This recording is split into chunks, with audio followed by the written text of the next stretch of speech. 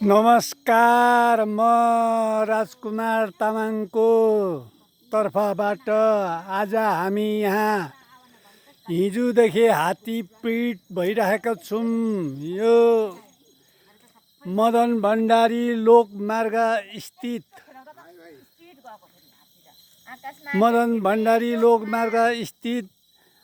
हात्तीको आतङ्क फैलिएपछि हामी अहिले 10 बज्नु आँटेको छ करिब।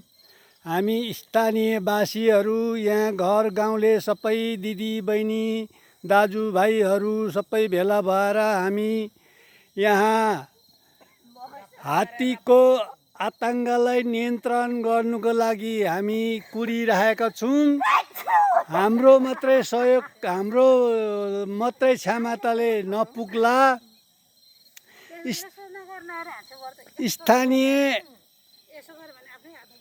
स्थानीय हाम्रो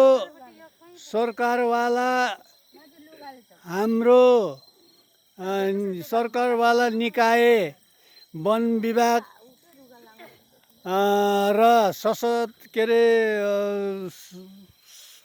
प्रशासनमा पनि यो ध्यान पुगोस्, यो आवाज पुगोस् र उहाँहरूले पनि यहाँ हामीलाई सहयोगको ध्यान पुर्याओस्। र यति भन्दै हाम्रो यस धरान उपनगरपालिकाको मेयर साहब, उपमेयर साहबहरू उहाँहरूको पनि यस हात्ती आतङ्कमा ध्यान पुगोस्।